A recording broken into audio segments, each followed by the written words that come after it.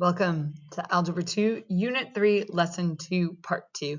So what we're doing in this sequence of lessons is we're building on our factoring skills. So each lesson is going to layer something new into the mix, and you want to make sure that you're keeping up because each layer by itself should not be too bad. But if you let all the layers come together, it's going to feel like it's a little bit too much information. We're going to end up having to back up a bit. So I wanted to start by recapping the last lesson. What are we trying to do? Okay, we don't want to just go onto this autopilot where we're doing some stuff, but we don't know what our end game is. So what we're trying to do is we are trying to factor what are called trinomials. Okay, and there's going to be more to that, but okay. And here's what a trinomial might look like. Okay, it might look like something like this.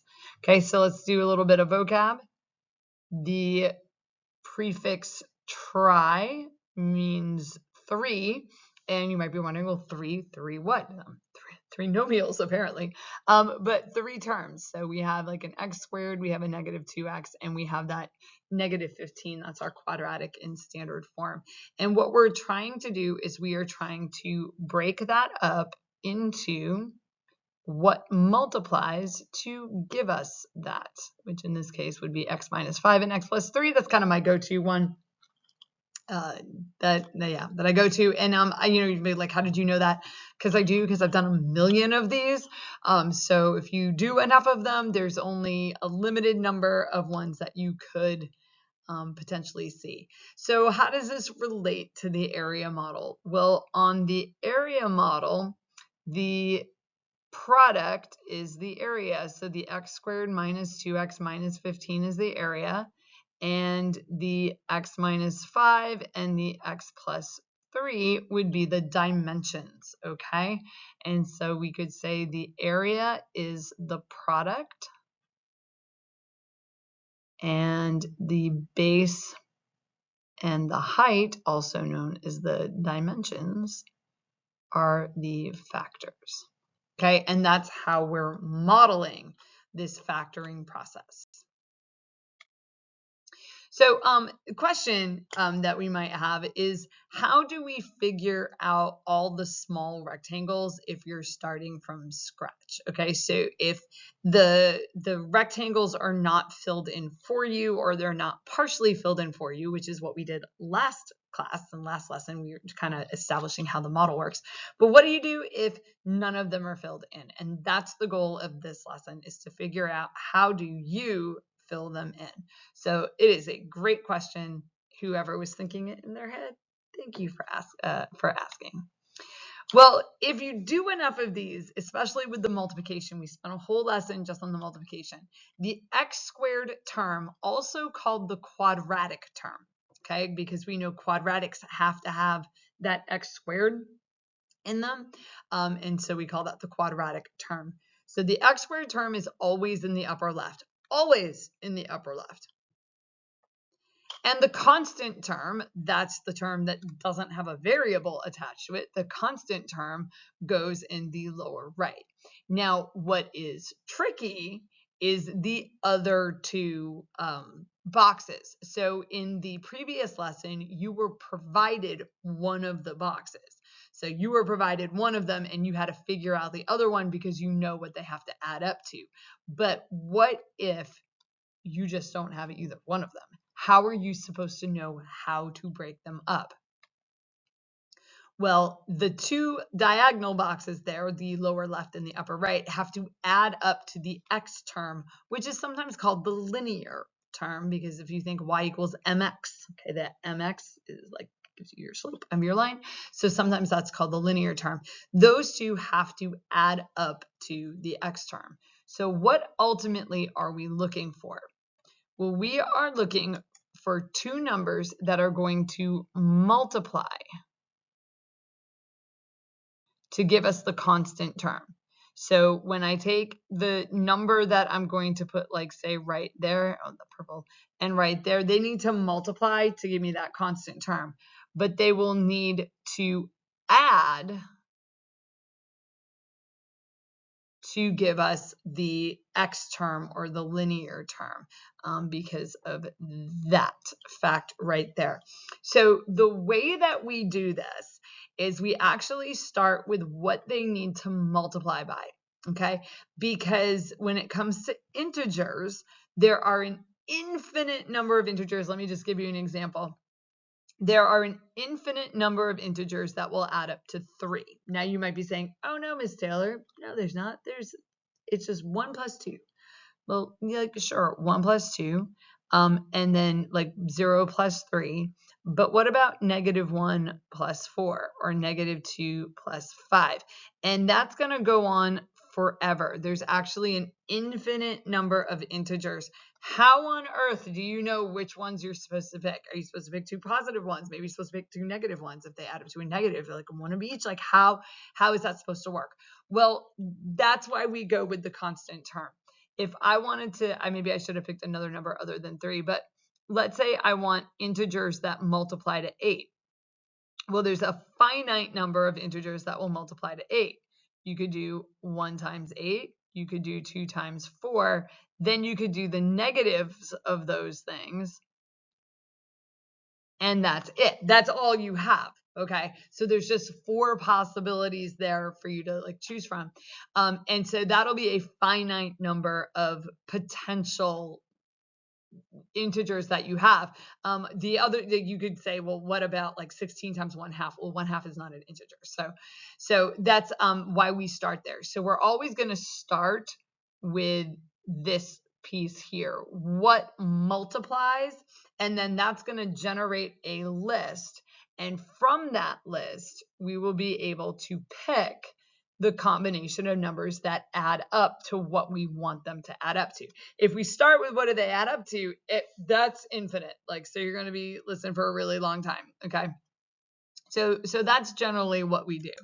And there's no shortcut around that.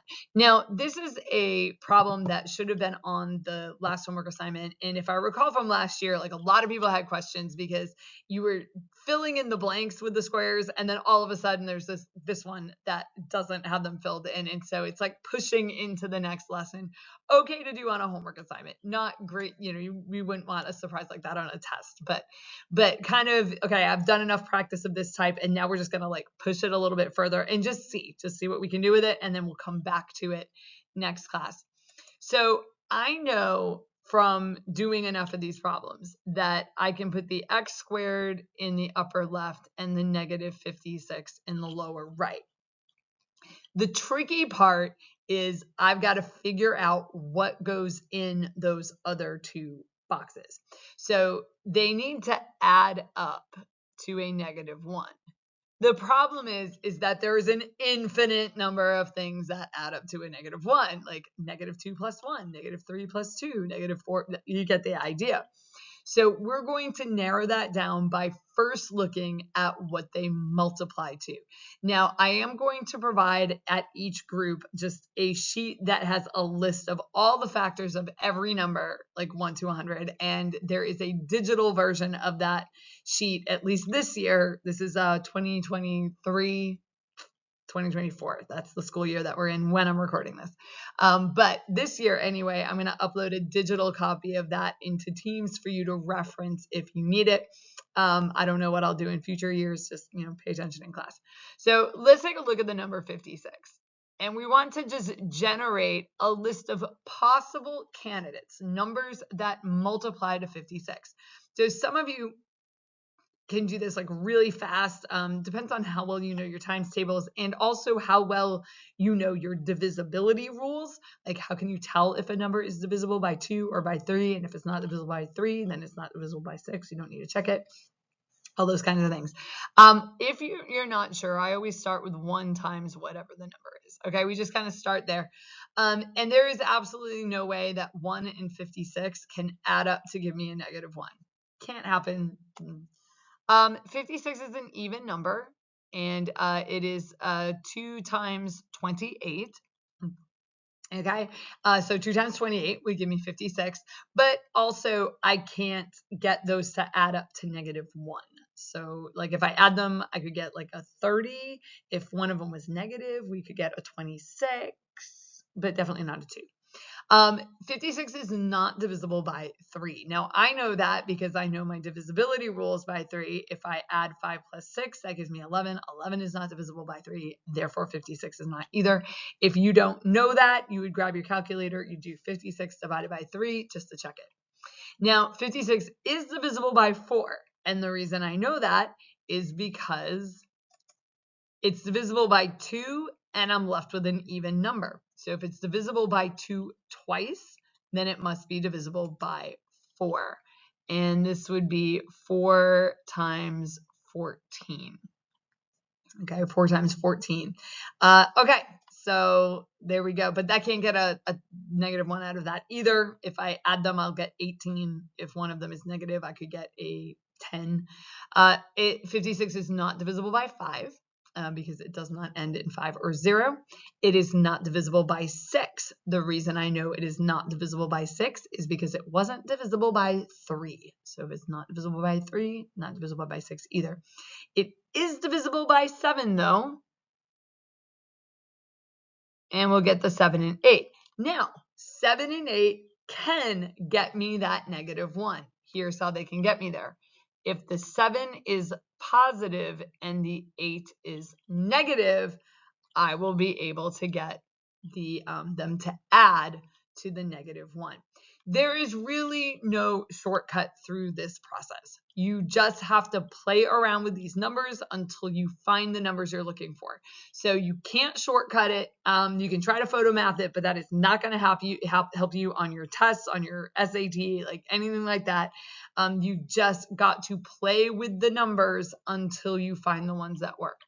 It does not matter if you put the positive 7x in the upper right or in the lower left. It's not going to matter. They just have to add up. We kind of talked about that when we established how the area model works. And now you've got it filled out. So we can do our GCF, pick a direction, any direction. X squared and 7x have a common factor of x. And then x times x would give you the x squared. X times 7 gives you the 7x. X times -8 gives me the -8x. And this is kind of where we started. -8 times 7 is going to give you the -6. Therefore, my answer to this problem is x plus 7 times x minus 8. Don't forget to actually state what the answer is. So I did want to go through that. Hopefully you can go back into that homework assignment and fill that out and get your points for that question if you had not previously gotten it. Okay. And I know that was like pushing the limit a little bit, but I know that I intend to go over it. Okay. So let's combine these skills. So for this problem, we're just going to try to combine everything that we know. So this is what we're going to factor. We're going to factor 5x squared minus 20x minus 105. So immediately when I look at that, and I've done this for a long time, like I've done a lot of these problems, and I look at that and I see that 105 and I'm thinking, no, actually no, because 105 is a really big number and it's got lots of possible factors there. But here's the good news. Before we jump into that, we're going to check for a common factor.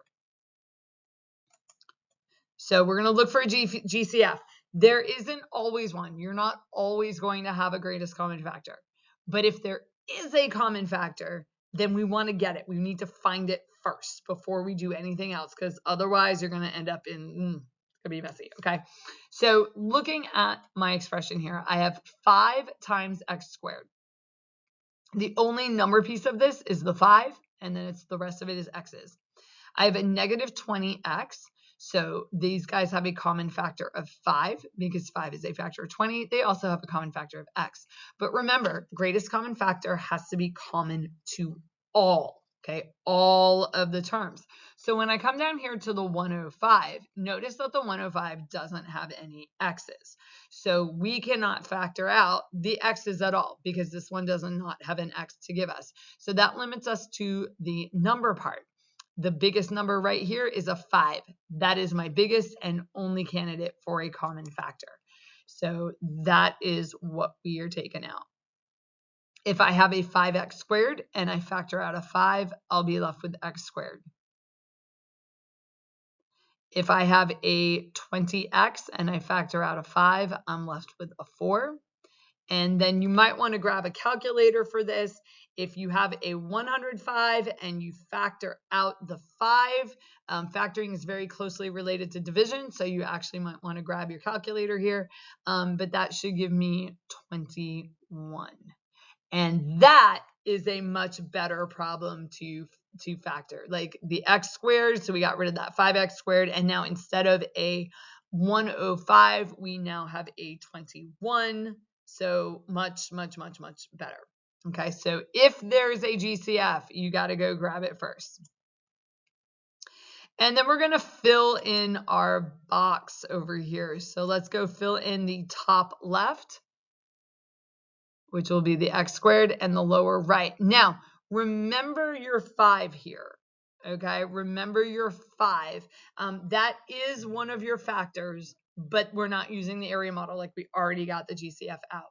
So now that we have that, now we need to find two numbers that multiply to that negative 21, but add up to our x term.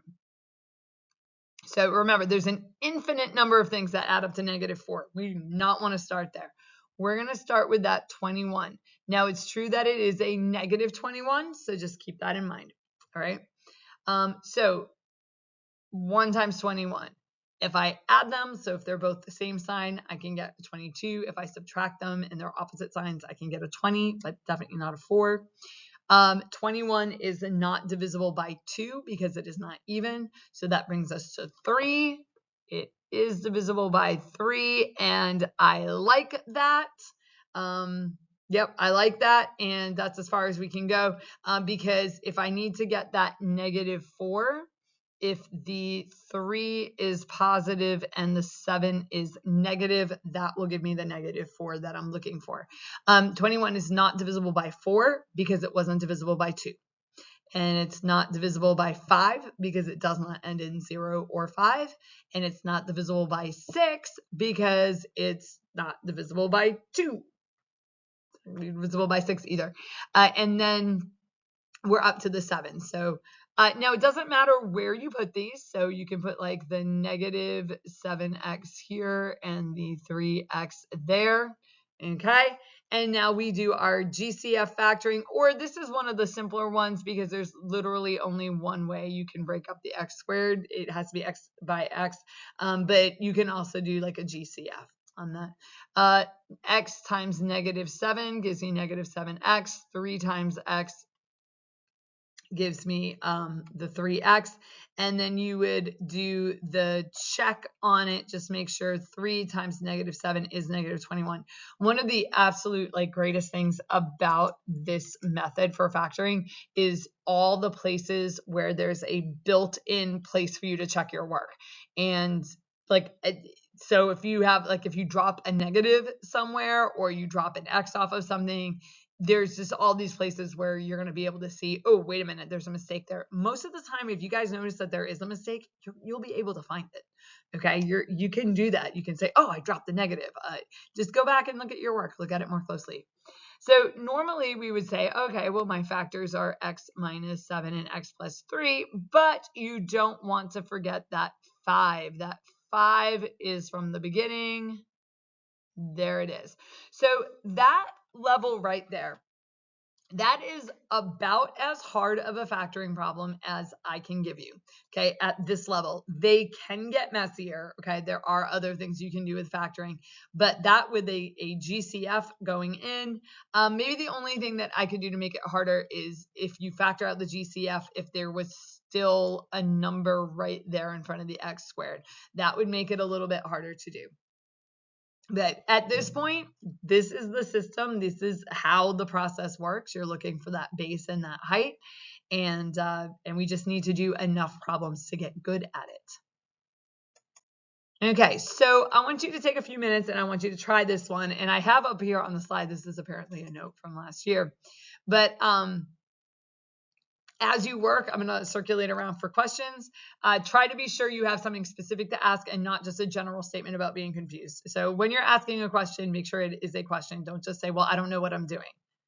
And then sometimes students will try to get like a question like, can you explain the problem to me? Which is a question, but still vague. So what I mean is if you aren't sure what to look for or how to find it, ask it, but do the work for asking a specific question. Like, and you can even start with, I know the numbers have to multiply too, but I'm not sure how to find those numbers. Or I know they need to add. All right, here's my list of numbers. I can't find the right pair. How do I know which of these pairs of numbers? So ask a specific question. So what you're going to do is factor x squared plus 11x plus 28. If you're watching this from home and you're kind of making up the lesson, I do want you to pause the video and take about 3 or 4 minutes to see how far you can get with the problem.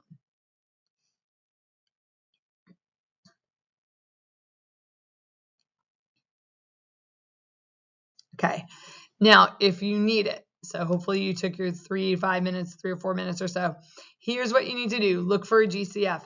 There is not always a GCF, so don't make up GCFs, okay? If there are no common factors, then there's no common factors. Don't make them up. But you want to look for one. You want to look for it. Fill in the top left and the lower right. And then you're looking for 2 numbers that will fill in the other 2 areas and then factor from there.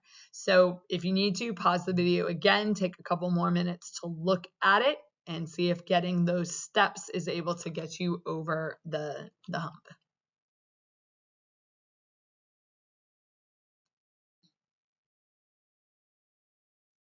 Okay, and there's your answer. So you should have x plus 4, x plus 5.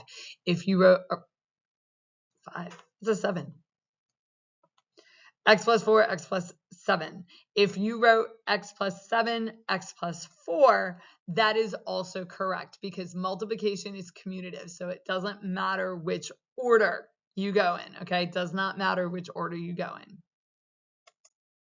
Right, now that's pretty much the whole lesson. So this lesson was about finding those other 2 boxes, what you're looking for. It just takes practice. So be patient with yourself, but do the work, okay? Do the work. Don't copy it off of somebody else and don't like throw numbers into the Desmos activities. Yeah, just don't throw them in until something sticks, okay? Do the work for figuring out what those numbers are. The intent is to do 3A as classwork and then 4A as homework, and I will release those so that you guys can work on them. And otherwise, you guys know where to find me if you have questions.